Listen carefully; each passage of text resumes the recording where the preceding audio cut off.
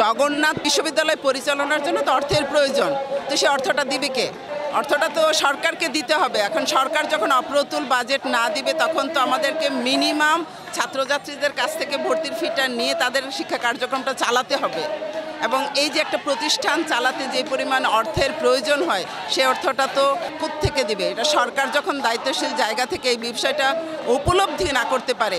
Budget প্রতি বছর আশ্বাস দেওয়া হয়, কিন্তু বাজেটে আমাদের বিশ্ববিদ্যালয়ের জন্য খুবই নগণ্য বাজেট থাকে। তো এই একটা আমরা দাবি করতে করতে করতে করতে একটা সময় এসে আমরা মনে হলো যে না, আমাদের এই দাবিটা আমাদের আদায় না করা পর্যন্ত আমরা এখন আর ফিরে যাব না। প্রতি বছরই বা প্রতি সরকারই আসে আমাদেরকে আশ্বাস দেন এবং আমাদের দাবিগুলিকে সীমিত করে দেন, কিন্তু আসলে দেখা যায় যে কোনোটাই শেষ পর্যন্ত বাস্তবায়ন আর হয় না। যখনই আমরা আন্দোলনে নামি তখনই আমাদেরকে বলা হয় যে হ্যাঁ এই করা হবে, কিন্তু আসলে পরবর্তীতে কোনো বাস্তবায়নই হয় না।